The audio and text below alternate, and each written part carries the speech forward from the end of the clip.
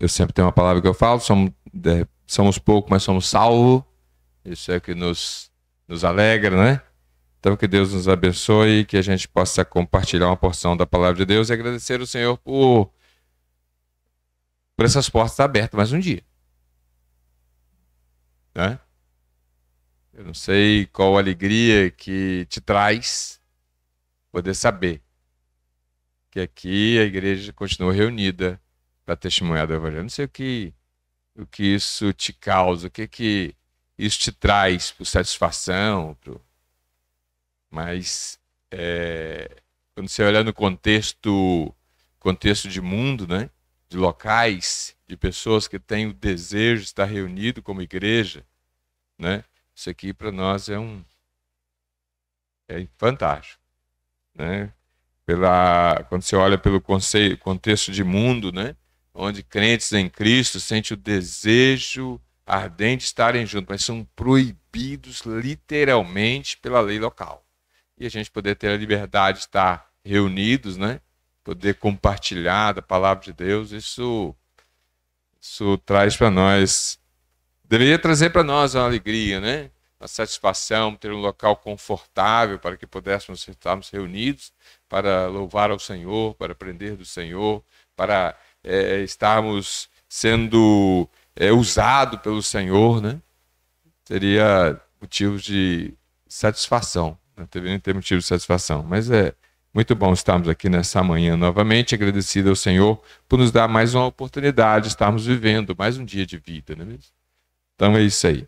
Eu tenho mudado meu conceito em relação a, né, às vezes a gente olha para a igreja e olha assim, poxa, quantas pessoas poderiam estar aqui e não estar, né?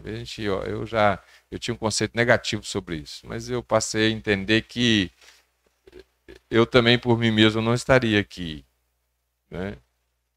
Tem outros lugares que eu desejaria estar, mas o Evangelho ele nos convida a andar na contramão das minhas vontades. O Evangelho nunca foi você vai ser feliz seguindo a Cristo, mas o Evangelho nos convida a caminhar na contramão às nossas vontades. O Evangelho nos convida a morrer para nós mesmos, né? O Evangelho nos convida a negar a si mesmo. O Evangelho nos convida a isso. Então, quando nós aceitamos o desafio de estarmos aqui para estar em comunhão com os irmãos, por mais que aquele que vai ministrar não é aquele que eu queria ouvir, né? Tem muito disso, mas de repente é uma palavra necessária para nós. Não é mesmo? Então que Deus possa falar aos nossos corações nessa manhã e que a gente possa sentir a alegria de estarmos juntos, independente do que vai ser cantado, independente daquele que vai falar, mas o fato de estar buscando a presença do Senhor, o fato de estarmos querendo estar envolvidos as coisas do Senhor, né? Isso é por demais extraordinário, irmão, estar envolvidos com as coisas do Senhor, né? Estarmos envolvidos. Não é mesmo? Porque a Bíblia nos traz essa mensagem que a gente vai falar aqui hoje, nos traz uma alegria e nos traz também uma responsabilidade como crentes em Jesus. Nos traz uma satisfação plena, nos traz uma alegria plena para a eternidade, mas também nos traz aqui, né, um certo incômodo no sentido daquilo que nós somos, daquilo que o Senhor fez em nós. Não é mesmo? Então, os irmãos aqui estão caminhando longas distâncias. Eles vão caminhar uma longa distância para resolver um problema que ia prejudicar a igreja. Né? Então, nós vemos aqui uma discussão sobre uma coisa fantástica, sobre a nossa salvação em Cristo Jesus. Eles vão abordar essa temática. Né? Eu queria convidar os irmãos para a gente ler lá no livro de Atos, né? Onde ele começa aqui o relato e que nos traz uma garantia tão fantástica, irmãos.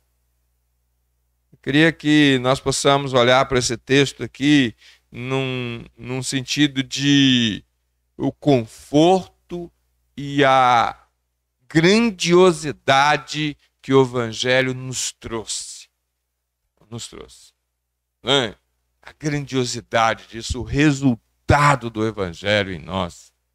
Não é mesmo? De repente, hoje, o contexto de vida que nós vivemos, né, com as nossas dificuldades que nós vivemos, o desafio que cada um de nós vive, às vezes a gente não consegue perceber essa bênção do Evangelho nas nossas vidas. Mas você pode ter certeza, um dia, quando você chegar na eternidade, você vai entender tudo isso.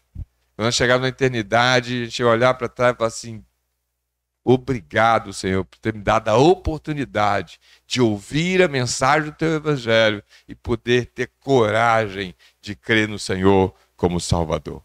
Né? Pode ter certeza que um dia nós iremos reconhecer a grandiosidade do Evangelho. Se nós ainda não reconhecemos, se a gente ainda não reconheceu a grandiosidade do Evangelho que nos salva, né? Mas um dia, se a gente não teve sensibilidade para reconhecer isso, pode ter certeza, um dia a gente vai reconhecer como foi fantástico a salvação do Senhor.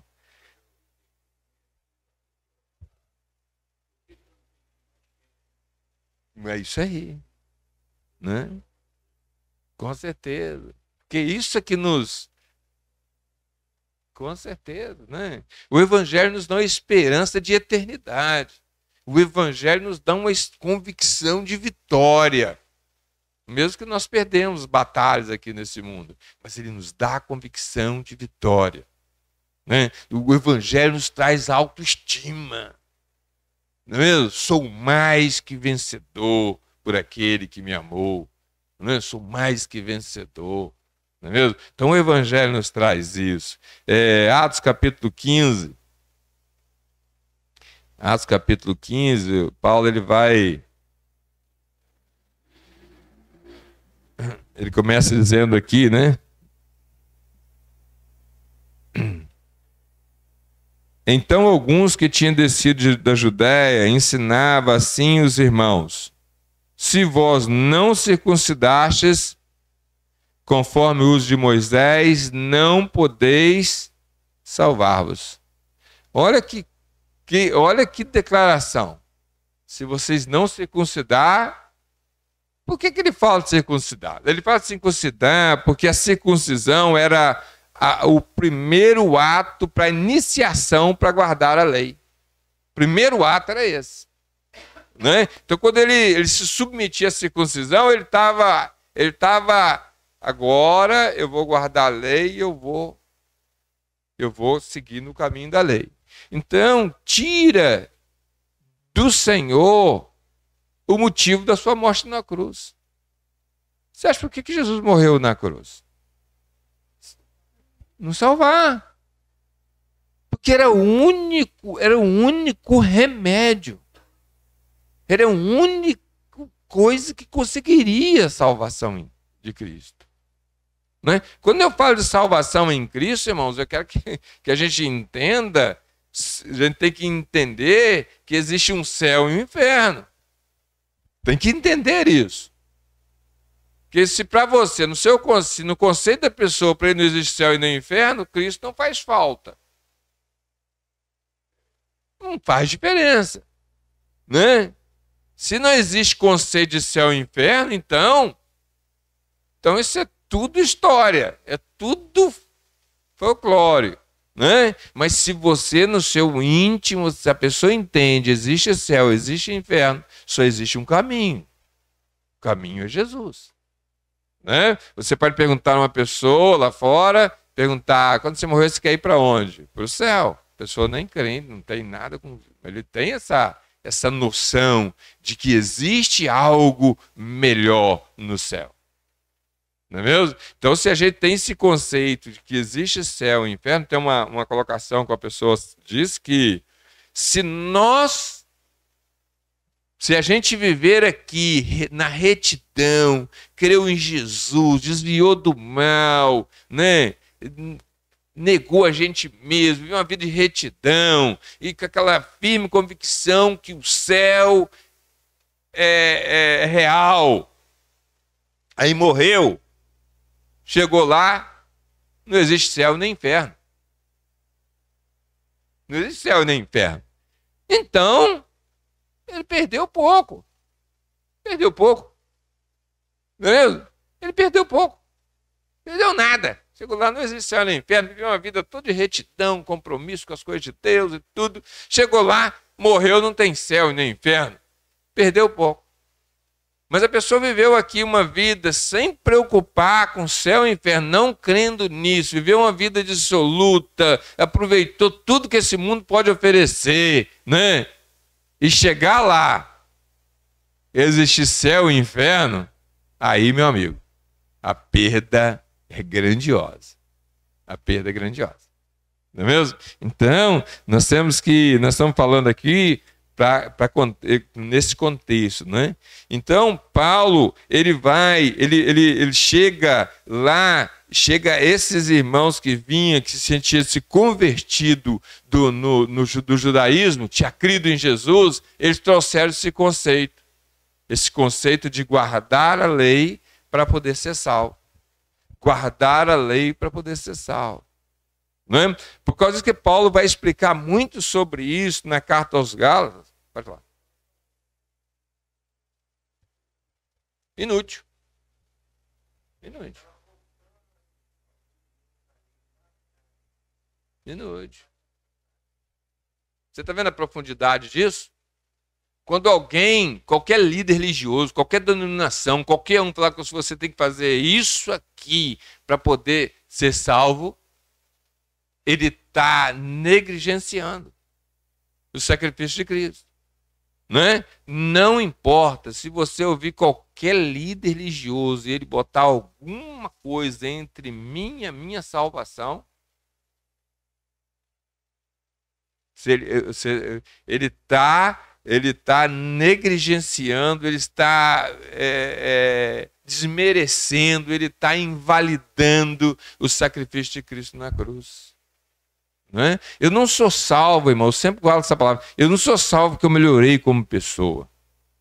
Eu não sou salvo porque eu deixei de beber, deixei de fazer certas coisas. Eu não sou salvo por causa disso. Eu deixei de fazer certas coisas porque eu sou salvo, por causa da salvação. É o resultado da salvação em mim. Né? Se eu melhorei em alguma coisa, eu preciso melhorar muito. Né? Mesmo eu melhorando muito, eu nunca vou chegar na perfeição. Não é para a salvação, é porque eu sou salvo. Eu reconheci o sacrifício de Cristo em mim. Né? Que pessoa vos convém ser? Que pessoa vos convém? Que pessoa me convém ser? Eu continuo, será que convém eu ser alguém que vive uma vida dissoluta? Quando eu falo isso aqui, irmãos, eu não estou aqui querendo no sentido de achar que eu sou melhor do que a sua. Eu tenho desafios grandiosos na minha vida. Eu tenho coisas que eu preciso de deixar. Eu tenho coisas. Acompanhe a salvação. É isso aí. Quando eu falo isso aqui, eu falo para que a gente possa desafiarmos a nós mesmos. Né? Porque quando nós olhamos pelo prisma da grandiosidade da salvação, nos conduz a uma atitude melhor. Nos conduz a isso. Nós vamos ter lutas a vencer, né? Não tem. Então é isso. Quando eu falo essas coisas aqui, irmãos, a Bíblia nos desafia a isso, o Evangelho nos desafia a isso. Então quando eu olho, quando você vê essas colocações aqui, vai invalidando o sacrifício de Cristo na cruz do Calvário. Vai invalidando o sacrifício de Cristo. Quando você vê essas colocações aqui. Então ele discorre na palavra dizendo, circuncidade conforme o uso de Moisés, não podeis salvar-vos. Tendo tido Paulo e Barnabé não pequena discussão e contenda contra eles, resolveu-se que Paulo e Barnabé e algum dentre eles subissem a Jerusalém aos apóstolos anciões sobre aquela questão. Então eles tiveram que ir em Jerusalém. Por que eles tiveram que ir em Jerusalém? Porque lá era a fonte do problema. A fonte estava lá. Então eles precisavam de ir lá resolver essa questão, porque a fonte estava em Jerusalém. Em Jerusalém também era onde tinha um grande número de judeus convertidos. Judeus convertidos. porque eles não conseguiram entender que Jesus veio trazer um novo testamento. Ele veio trazer um novo conceito, ele veio trazer algo, não novo, mas ele veio trazer uma definição daquilo que a Escritura toda predizia dele. Ele veio trazer algo novo, ele veio trazer uma sequência daquilo que a Escritura dizia dele. Vocês lê para nós, vamos abrir lá em Mateus capítulo 5, versículo 17. Olha o que está escrito em Mateus capítulo 5, versículo 17. O capítulo 5 de Mateus é como se fosse, Jesus ele vai fazer uma emenda na lei. Ele vai, né, a lei tinha todo o seu estabelecido, suas normas, ele ia agregar algumas emendas ali, ele ia aprofundar no assunto, né? Então ele vai, é como se fosse algumas emendas. Agora, nesse versículo 17, ele vai dizer uma palavra interessante. Não cuideis que vim destruir a lei e os profetas. Não vim abrogar, mas cumpre. Cumpre. Eu já falei isso aqui no estudo passado, de repente todos não estavam aqui. Jesus, essa palavra veio cumprir. Sabe o que sabe? Não é cumprir simplesmente de cumprir na sua caminhada, mas cumprir no sentido literal. Ele é o fim. Ele é o cumprimento, ele é o exato ato que a lei apontava. Ele era o último cordeiro a ser sacrificado. Ele era tudo aquilo que a lei apontava figuramente para ele, ele era aquilo. Ele era o altar do sacrifício. Ele era a bacia que lavava. Ele era os pães asmos na mesa. Ele era o incenso queimado, ele era a própria arca, ele era o propiciatório, ele é o cumprimento da lei, ele é o cumprimento, ele é o final da lei, né? Ele é o final da lei, ele cumpriu. Todos os requisitos em relação à lei apontavam para Cristo. Ele é o cordeiro que foi sacrificado lá no Egito. Ele é dele o sangue representado, passado na verga daquelas portas. Ele é o fim. Ele é o fim da lei. Parece que ele vai dizer assim, ele veio para cumprir. E outra palavra, em Romanos, Paulo fala assim, Cristo é o fim da lei. É o final. É o capítulo final da lei.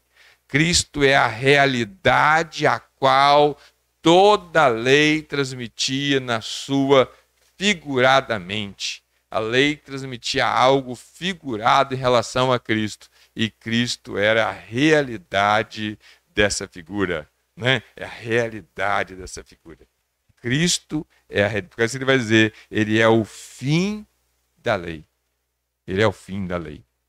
Né? Mas eu gosto sempre de dizer isso, irmãos, quando eu digo essa questão do fim da lei, que de repente falou assim, mas a lei diz para não matar. Então, agora eu estou liberado para matar. Né? Às vezes dá vontade de matar alguns, mas é só vontade.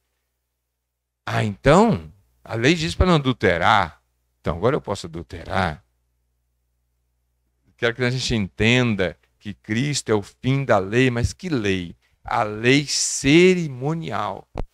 A lei cerimonial. Porque a lei moral, ela é incutida no ser humano desde a sua concepção. Desde da criação de Adão e Eva.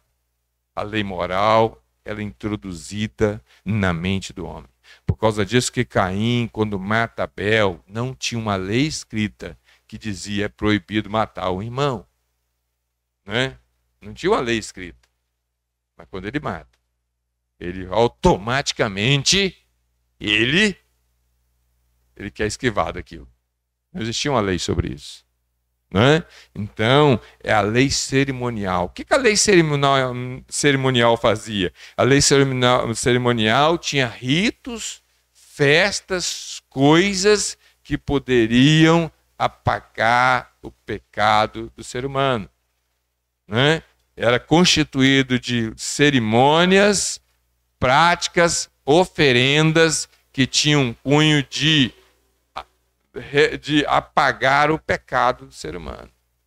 Então essas práticas, festas, costumes e uso, comidas e não comidas, não era um símbolo, era um símbolo, né? Então quando Jesus vem, ele é o real cumprimento de todo aquele simbolismo que era trazido, né? Então, por causa disso que Jesus, ele é o fim da lei, mas a lei cerimonial.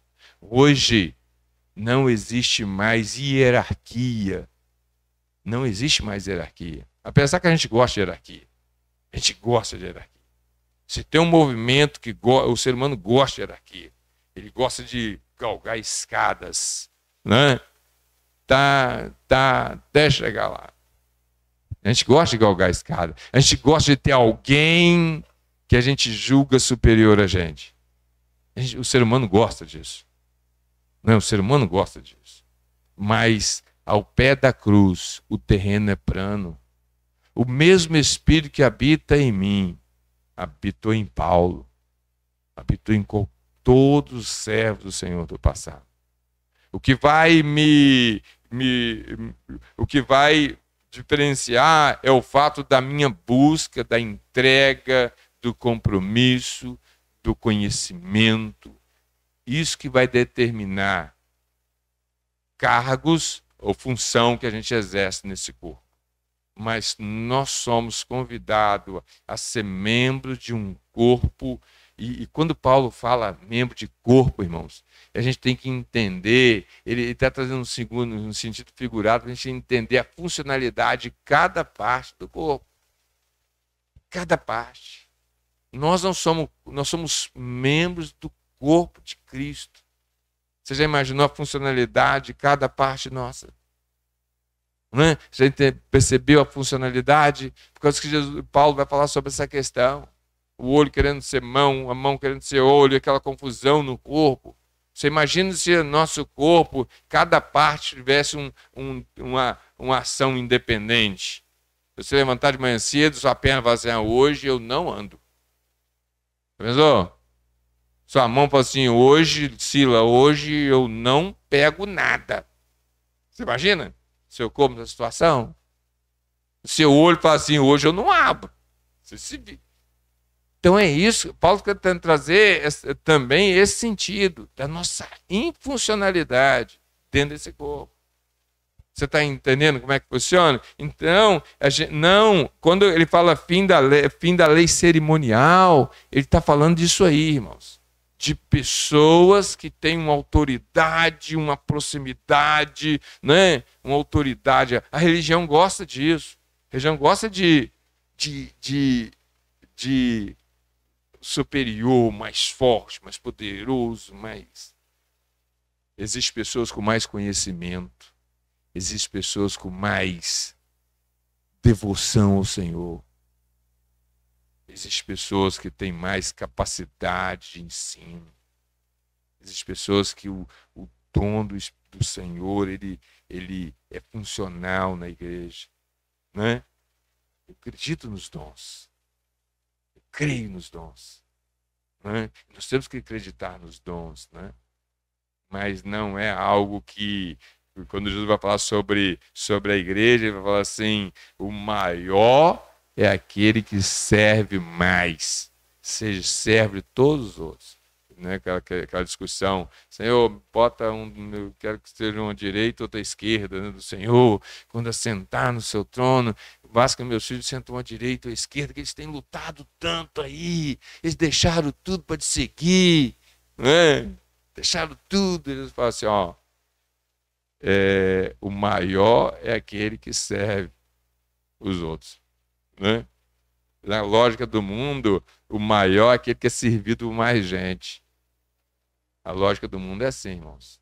Então, tenha plena convicção disso. Eu sou um salvo pelo Senhor. Eu sou um filho de Deus. Eu tenho acesso ao Senhor. Eu tenho a presença do Espírito Santo em mim. Né? Isso é muito fantástico isso, quando a gente entende isso. É aquela colocação que eu já disse uma vez aqui, eu vou falar de novo, né? Quando uma pessoa fazendo uma ilustração sobre isso, e quando chegar no céu, ele vai Ele não vai ficar impressionado, tão impressionado quanto perguntar a Abraão, né? Abraão, como foi sacrificar seu filho? Tá. Moisés, como foi falar com Deus face a face, né? Mas vai ser eles que vão nos procurar e vai querer indagar como é, gente, como é ter o Deus habitando dentro de vocês. Como foi isso? Eles que vão ficar impressionados, né? Como foi ter Deus habitando dentro de vocês? Como foi?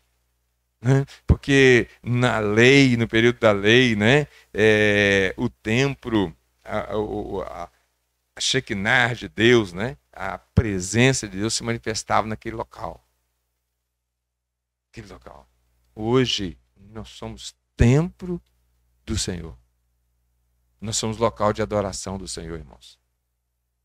Nós não precisamos de multidão para adorar ao Senhor. Nós podemos adorar ao Senhor só nós e Deus. Sabe por quê? Porque eu sou o templo do Espírito Santo. Você é o templo do Espírito Santo. Nós somos a igreja, mas individualmente eu sou o templo do Espírito Santo. Você parou para pensar isso? Não precisa de muita gente. Não precisa de multidão. A gente gosta de muita gente, né? A gente gosta de chegar no lugar, o lugar está cheio de gente. A gente gosta disso. Também gosta. Mas não precisa para adorar o Senhor. Não precisa. Porque nós somos templo do Espírito Santo. Não é? Aonde é o local de adoração? No templo. Quem é o templo? Eu sou o templo. Eu sou o templo do Espírito Santo. Individualmente. Já parou para pensar isso? Não, você analisa comigo. Né? Eu sou o templo do Espírito Santo individualmente, irmãos. Não, você analisa a profundidade disso. Qual o local de adoração? No templo. Quem é o templo?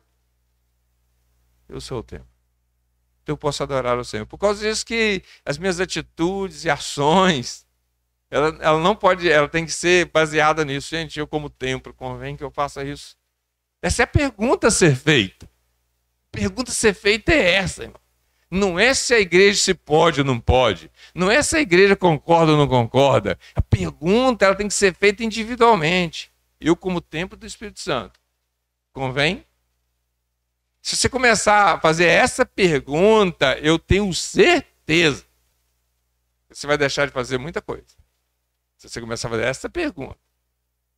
Agora você começar a falar assim, o fulano faz isso também. A igreja não fala nada sobre isso. A igreja não proíbe isso. A Bíblia não tem nada sobre essa questão aqui.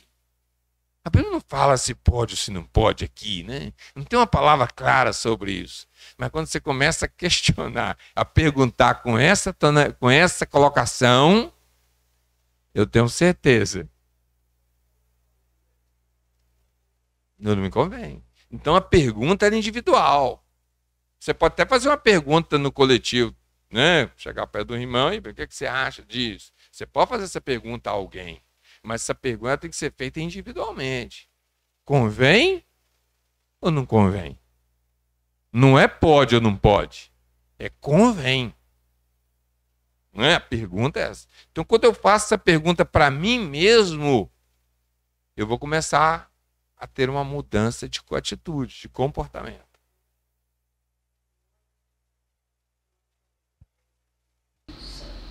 Em que momento? Como assim? Em que momento nós somos o templo do Espírito Santo? Em todos, Todo tempo. né? Isso, todo lugar, todo tempo.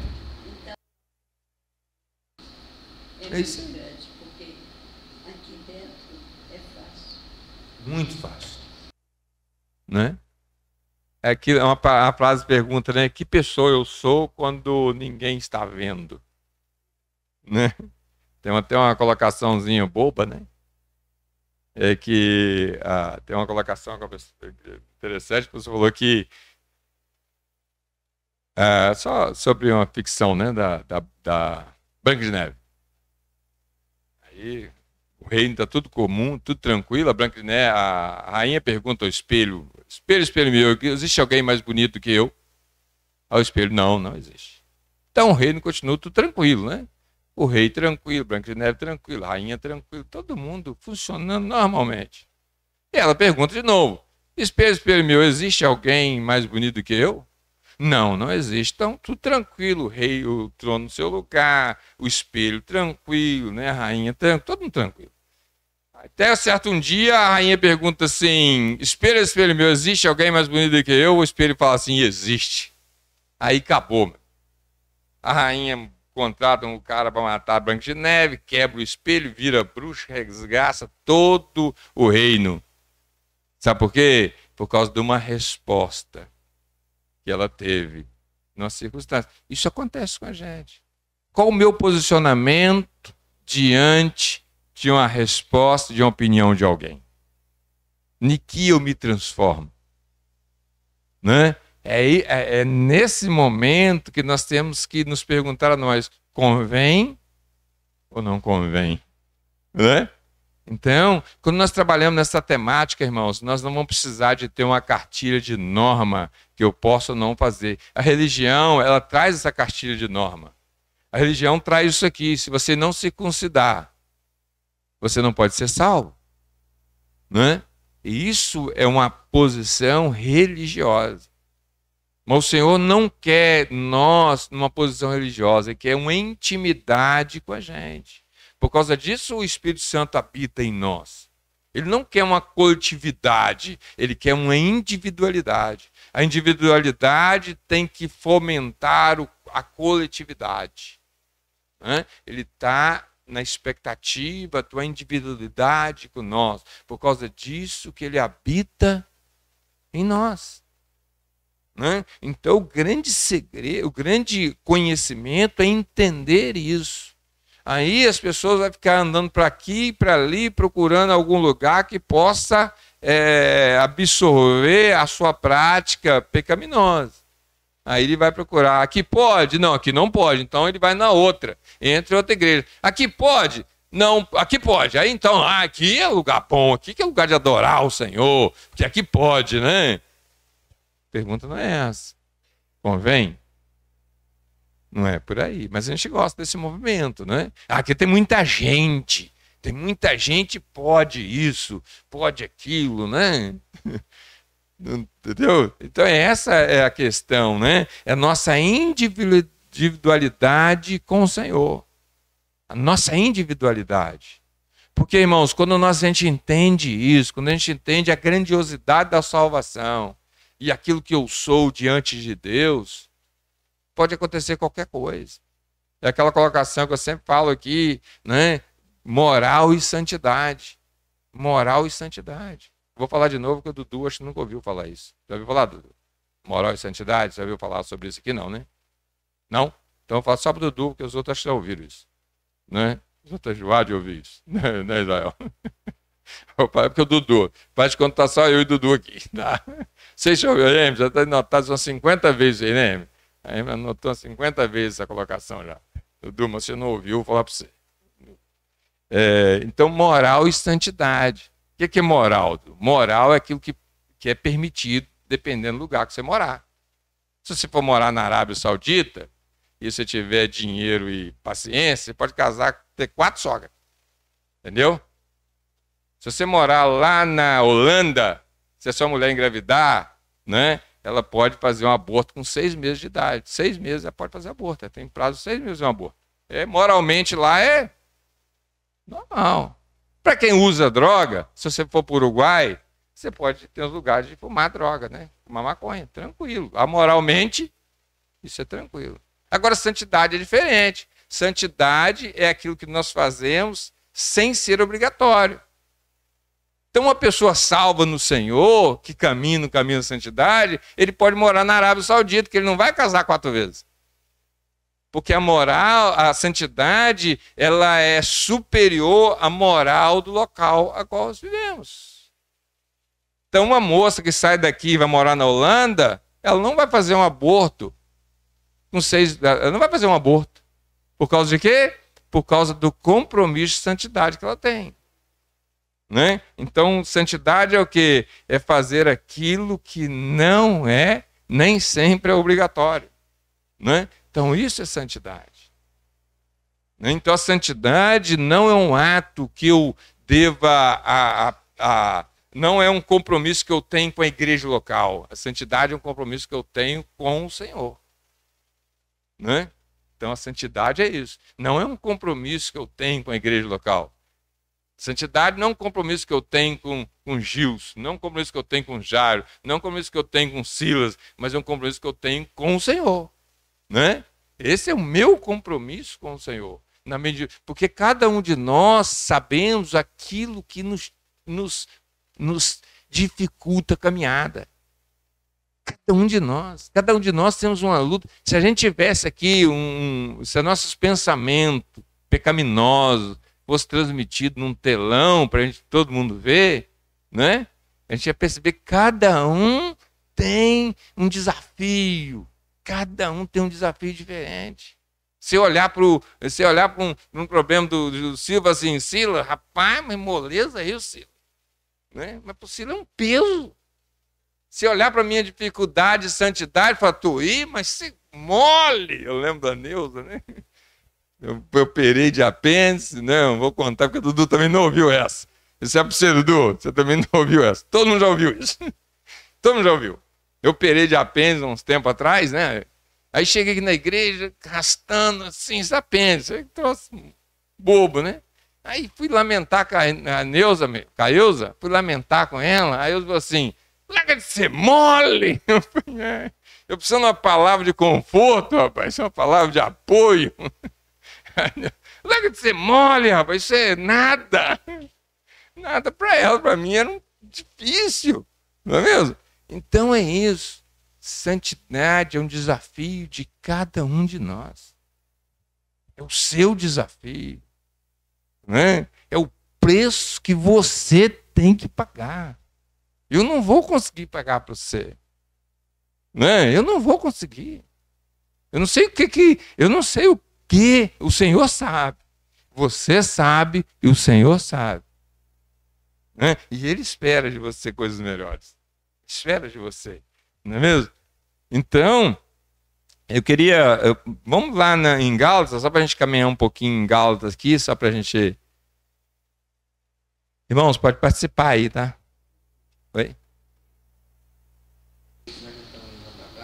Não, pode ficar à vontade. É interessante a gente ver aí que, mesmo tendo aquela não pequena discussão, que não foi uma coisa pequena, Não foi algo pequeno, aqui fala, não foi uma pequena discussão, contenda que estiveram, porque era algo sério, era algo que precisava ser resolvido, né?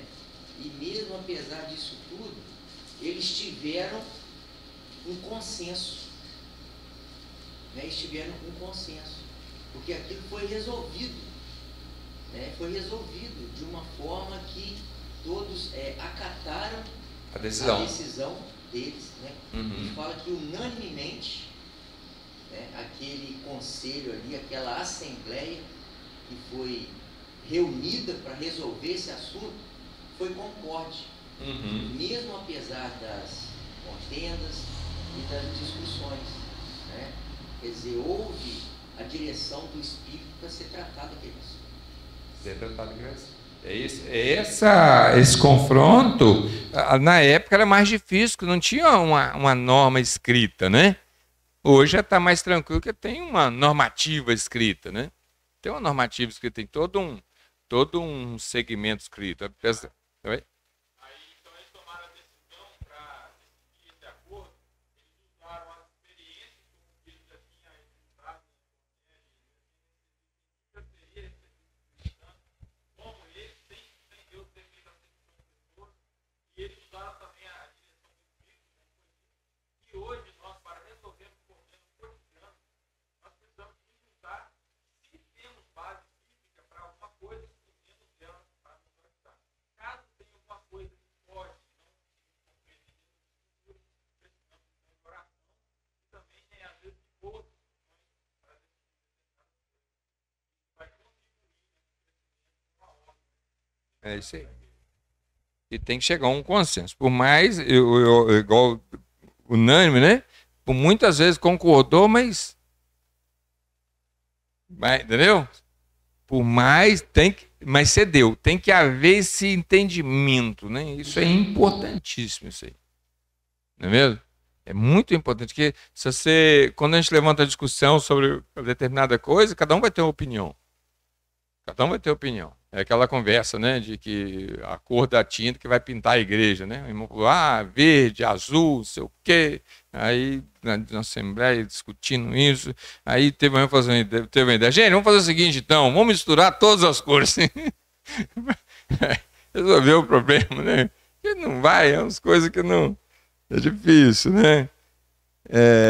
Gálatas, então vamos lá no livro de Gálatas, só para a gente caminhar um pouquinho aqui, que Gálatas ele aponta para uma coisa muito interessante aqui.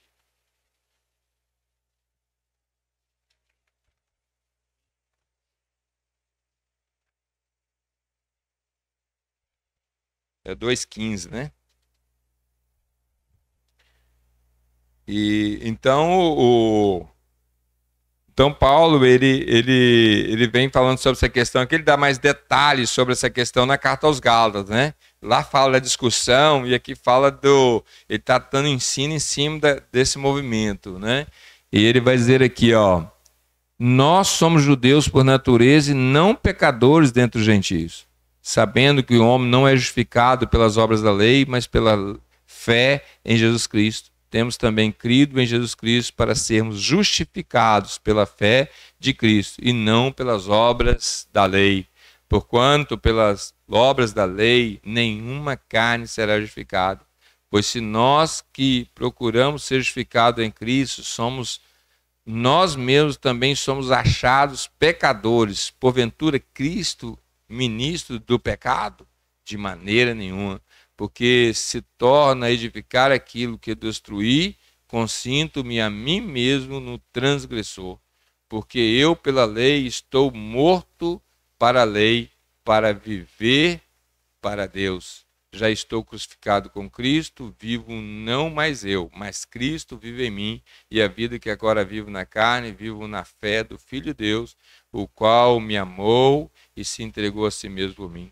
Não aniquilo a graça de Deus, porque se a justiça provém da lei, segue-se que Cristo morreu de balde.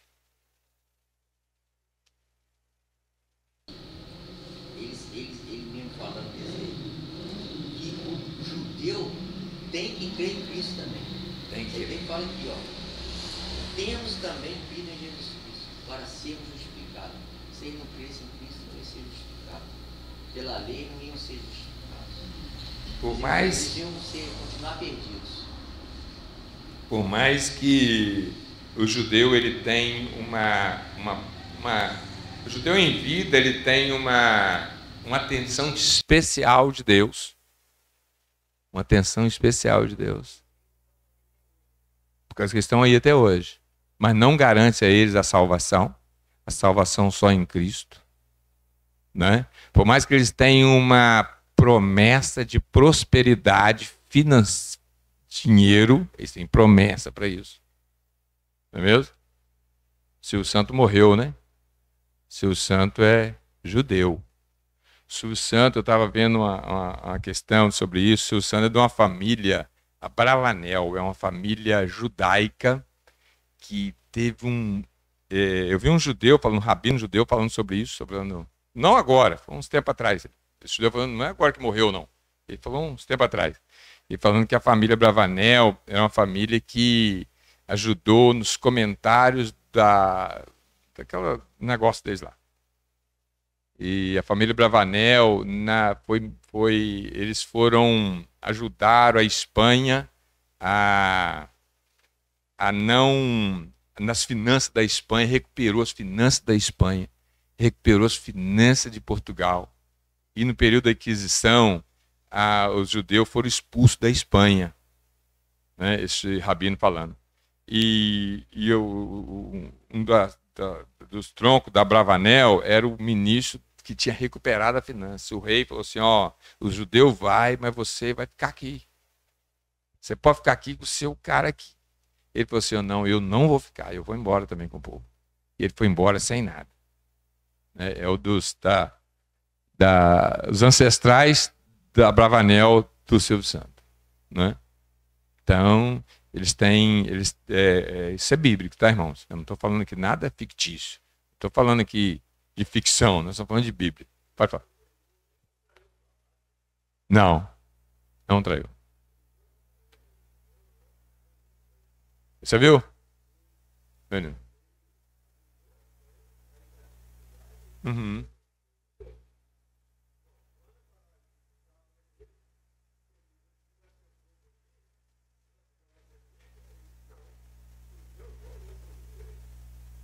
É isso aí.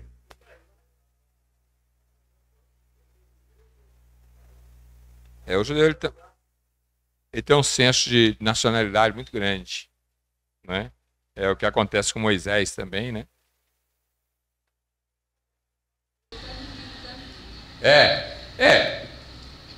Isso aí são os conceitos que eles têm. A família, sim. Essa é realmente a família evangélica. Ele é judeu, mas ele falava muito que essa questão, né, de Deus, ele não defendia o judaísmo, né? Oi? Brincava muito, mas ele tinha a sua linhagem judaica, né? Ele tinha essa linhagem judaica. Não estou aqui dizendo... Aqui a gente não está aqui para julgar, né? Mas de repente pode ter se convertido, que eu vi até um vídeo dele lá na igreja, esse frequenta a Lagoinha, lá dos Estados Unidos, né? Então, isso aí, quem sabe. Você creu em Jesus, é um salvo para você. Ele falou para ele é judeu, ele não acredita em Deus. Algumas das filhas ele falou isso. Sim, as filhas sim, a mulher também. A mulher dele também, Isa Bravanel. Mas isso aí, quem sabe? Se creu em Jesus, né?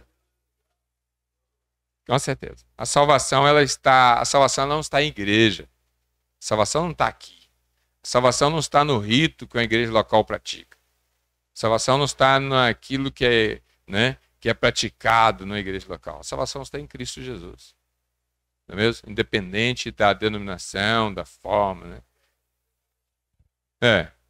A salvação ela está em Cristo Jesus. Se você crê, a salvação está naquele que confessa o Senhor. Alguma coisa? E essa lição ela é muito importante para a gente, né? Porque às vezes a gente se coloca, não, eu não defendo que a lei, né, não estou trazendo a lei, eu estou colocando outras coisas, mas na prática, né, na prática da nossa vida, a gente tem uma dificuldade de aceitar que outras pessoas podem ser crentes diferentes da gente. Tem. É igual o irmão estava falando lá ontem, né? Então ontem foi um tema muito tratado lá, né? Daquela questão do missionário que vai e a gente consegue aceitar que tem uma igreja de indígenas ali e eles são diferentes da gente. Diferente. Eles não E usam às paletó vezes a gente gravado. tem muita dificuldade de aceitar que as pessoas podem ser crentes diferentes da gente. Na prática, né, às vezes a gente sabe que não tem, né? Mas na prática, às vezes é difícil aceitar isso. Porque a gente criou um sistema, a gente criou aqui uma norma, né? A gente criou essa norma. Essa norma aqui não é um veredito, né? Tem que ser assim. Quando você vai para tribos indígenas, você vai lá, igreja lá, você vai pessoa tendo gravata, né? Porque estão num outro contexto. Mas a palavra, aquilo que a palavra ensina, né? Ela é universal, né? Ela é universal. O fundamento é Cristo. As normativas que a Bíblia traz aqui, ela é universal. Por que a Bíblia é proibida em certo país? Se é um livro comum. E a Bíblia não incita um povo a dominar o país. A Bíblia não incita isso. A Bíblia não tem ensino aqui para você matar os infiéis, para você estabelecer uma norma cristã. Não ensina. A Bíblia transmite uma mudança individual. E essa mudança individual ela ensina a se sujeitar às autoridades locais. Se sujeitar ao rei, ela ensina isso, irmãos. Orar, se sujeitar às autoridades constituída. A Bíblia não fala assim, ó, se a autoridade for cristã, vocês submetem. Não. Ela nos fala sujeitar às autoridades. Independente, né? Então, ela não traz um motim. Mas ela é proibida. Por que ela é proibida? É porque ela traz salvação. E que rege esse mundo é o príncipe desse mundo. Não quer salvação de homens. Né? Não nos recomenda, né, a gente cometer iniquidades. Mas Paulo, quando ele fala aos Coríntios, né, capítulo 9, ele fala: e fiz-me como judeu para os judeus, para ganhar os judeus. Né? Para os que estão debaixo da lei, como se estivesse debaixo da lei, para ganhar os que estão debaixo da lei. Para os que estão sem lei, como se estivesse sem lei. Né? Aí ele continua: fiz-me fraco para os fracos, né? Louco para os loucos. Então, de acordo com você mencionou a moral, né, de cada povo segue, ele seguia, né? Lógico que ele não transgredia a lei de Deus. Isso aí. Ele cuidava para não transgredir a lei de Deus. Mas ele se adaptava de acordo com a cultura em que ele estava, porque ele precisava. Com certeza. Como que ele iria conseguir, né, atingir o coração daquelas pessoas que tinham aquela cultura durante anos ali, né, durante décadas, milênios, se ele não se fizesse como um deles? Não iria conseguir atingir aquelas pessoas. Isso é um desafio muito grande. Rapidinho eu passar a palavra para você, Guilherme. Eu fico impressionado com esse versículo. Como se fazer de judeu para ganhar o judeu, né? Se ele combatia a prática judaica, né? Entendeu? Eu estou entendendo, mas você imagina, não sei como ele fazia. Só sei que ele aproximava das pessoas. Havia uma aproximação. Aproximação é uma palavra que o Mário Persona fala, né? Ele oferecia um filé mignon para as pessoas, como tirar o osso da boca do cachorro, né? Se você for arrancar o osso da boca do cachorro, ele vai te morder. Mas se você jogar um filé mignon para ele, ele vai largar o osso. Né? E eu não sei como o Paulo fazia, como eles melhor. Você quer ver um? Entendeu? E quando ele chega lá, né, e vê lá aquele monte de altar, várias imagens, vários deuses, ele chega, ele não fala assim, ó, vocês são idólatras, isso é imagem, isso é madeira. Ele não fala nada disso. Ele fala assim, ó, o Deus que é o seu, criou o céu e a terra. Esse que vocês louvam e não conhecem, ele pega um altar que estava vazio, né, um Deus desconhecido, e fala assim, ó, esse Deus desconhecido é que eu sirvo.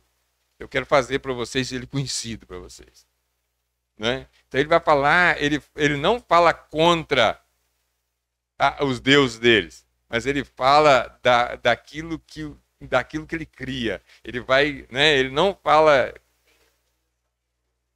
sabedoria. Expor. É isso aí. Pode falar. Estava citando, né, as culturas e como nós deveríamos agir em determinada cultura. O terno não é usado pelos indígenas, é claro. Então, o correto, o ideal é o quê? É o que a gente vê na Bíblia. Na Bíblia não tem ordens para, não, a pessoa ela tem que estar com aquele traje especial, não. Mas nós temos que ter a decência, a inteligência que em determinada cultura onde estamos inseridos, o terno ele é visto como uma pessoa que já está naquela função. Por exemplo, nós aqui, não podemos falar assim, não, aqui não pode usar terno, né? Não, vamos botar camiseta aí, vamos descalço, vamos falar de qualquer jeito. Não pode, porque a cultura que estamos, ela pede um terno, pede uma gravata, e isso traz mais autoridade. É menos uma porta que se fecha quando alguém vai escutar o evangelho. Mas isso não pode se tornar uma norma, uma lei, novamente. Porque, por que nós temos aí caixa de som, computador, projetor, som? Por que tem isso? Porque nós vamos adaptando na medida da nossa cultura. Na medida que a cultura pede, nós adaptamos. Mas não é uma norma. Se a gente fosse ficar igual estavam os primeiros, nós teríamos que estar com um roupão, uma túnica, sei lá. Isso aqui não deveria existir, tinha que ser umas casas, sem som, sem projetor, porque nós vemos que a Bíblia não nos ensina a ficar preso nisso, nessa lei cerimonial, vamos dizer assim. Mas em si, se adaptar à cultura, assim como o índio vai ter adaptação dele, nós temos a nosso modelo, certo? Então a gente tem que ter essa sabedoria para em cada local não determinar coisas desnecessárias, não colocar leis aonde a Bíblia não proíbe, aonde a Bíblia não vai, não acrescentar coisas à Bíblia. Como se a nossa versão que usamos é a correta e as outras são erradas, como se a nossa maneira de se reunir é a correta e as outras igrejas são erradas. Não pode ser assim. Mas infelizmente isso estava vindo na minha mente quando eu estava crescendo. Aí muito preconceito, e a gente vem trabalhando esse preconceito, o negócio não vai falando não. Essa dificuldade de aceitar outras maneiras de cultuar a Deus, servir a Deus, que às vezes é uma coisa que nós criamos na nossa mente, e por causa do nosso ego, não aceitamos a se moldar, não aceitamos a entender e ficar com o coração aberto, para entender o mover de Deus, né? É isso aí. Então, irmãos, eu queria só concluir aqui essa palavra aqui, queria só concluir para a gente caminhar para o final. Eu queria fazer uma colocação interessante aqui. Então, a gente entendeu que nós somos salvos pela fé em Jesus. Acompanha comigo o raciocínio. Eu sou salvo para quê? Para que eu sou salvo? Né? Eu queria só ler lá no livro de Mateus, capítulo 5. É aquilo que eu falei, nos traz uma responsabilidade, nos traz um alívio, nos traz uma tranquilidade, saber que eu sou salvo pela fé em Jesus, né? Mas também nos traz também uma responsabilidade, né? E é onde que foi falado ontem, né? Capítulo 5, no versículo 13 em diante. Olha só, o que eu em Cristo, o que eu me torno em Cristo? Vós sois, vós, eu sou. Vamos tirar esse vós aqui, vamos botar eu. Você tem coragem? Tirar o vós e botar eu. Vê se você consegue botar você. Você consegue botar eu? Você entendeu que você é salvo pelo Evangelho? Você é salvo pelo Evangelho, você creu nisso? Você crê que você é salvo porque você deixou de beber, deixou de fumar? Porque você vem na igreja tantas vezes por semana. Você é salvo por quê? Né?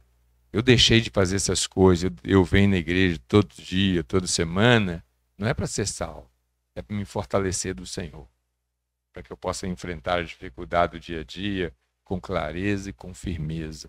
Por isso que eu estou aqui, para fortalecer outros, para ser fortalecido. Né? Porque quando a gente vem na reunião, irmãos, a gente não vem só para buscar, a gente vem para trazer. A gente vem para trazer.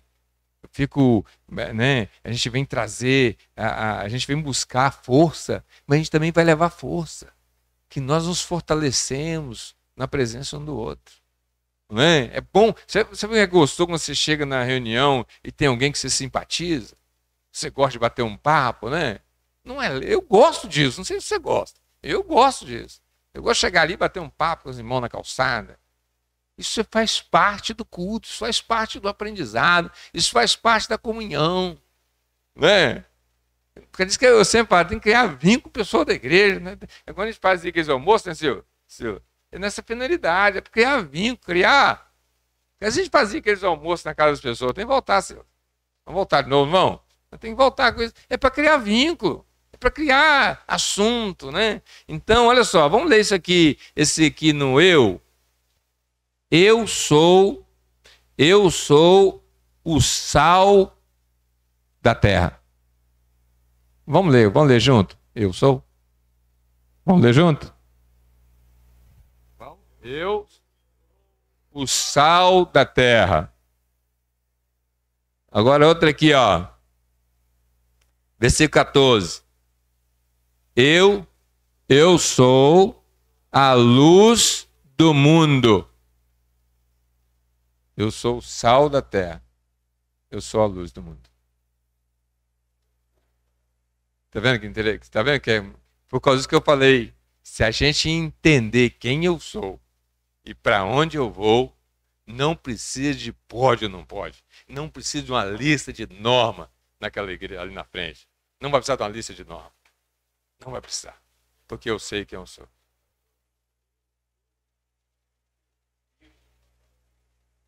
Né?